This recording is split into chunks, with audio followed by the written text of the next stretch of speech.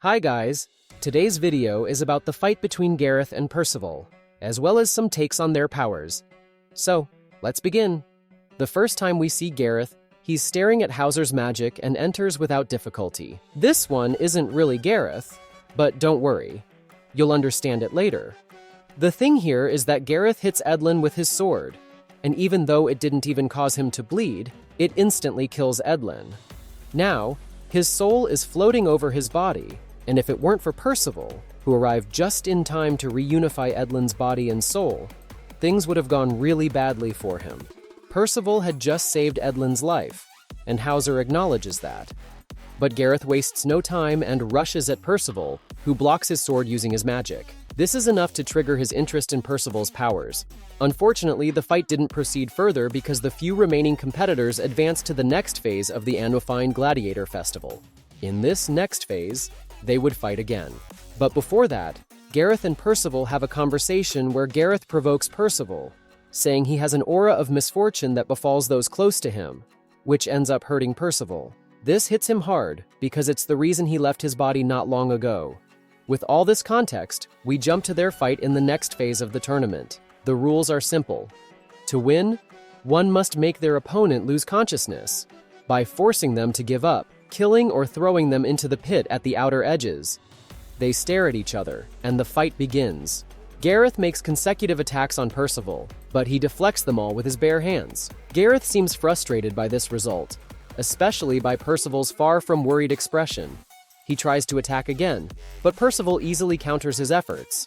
So far, Percival isn't even trying to inflict real damage, which doesn't go unnoticed by an experienced fighter like Hauser. Finally, Percival goes on the offensive. He summons multiple hands using hope and throws them onto the ground. Gareth dodges, not easily, but he manages it. Or so he thinks, because one hand remains. Percival senses his location and hurls it precisely where he is, but it doesn't work. It does absolutely no damage to Gareth. He smirks and says, "That was a close one, Gareth. Now there are two Gareths? What just happened?" Don't worry, it's simple. The second Gareth is actually named Dareth, Gareth's deceased twin brother. He's the one with the ability to separate body and soul, which we saw earlier. Meanwhile, Gareth has the magic to summon and control his ghostly brother. Beltraipe considers this fair, so the fight continues. This is kind of like a Gojo versus Sukuna situation. One fighter has the ability to summon another, but the ability is still their own. Do you think this is fair? Now the two siblings attack Percival simultaneously. Percival can't hit Dareth, or the ghost, but he can block his attacks. Meanwhile, Gareth attacks Percival non-stop, but he dodges everything, creating an opening for Dareth to strike Percival with his insta-kill sword. Percival is down. The siblings assume their job is done. But shortly after, Percival gets back up, and now he's done playing around.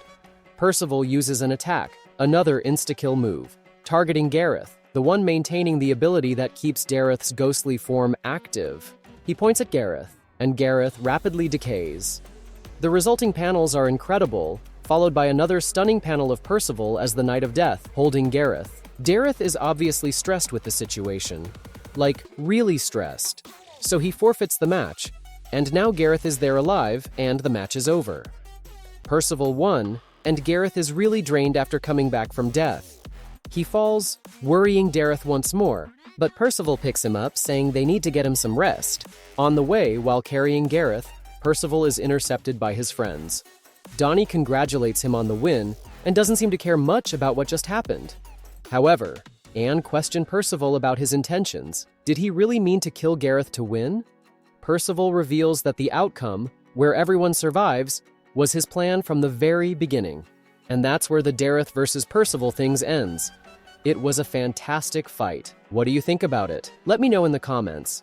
If you've watched this far, you probably found the video valuable, so please consider subscribing to the channel for more content like this. Thank you all, and that's it for today.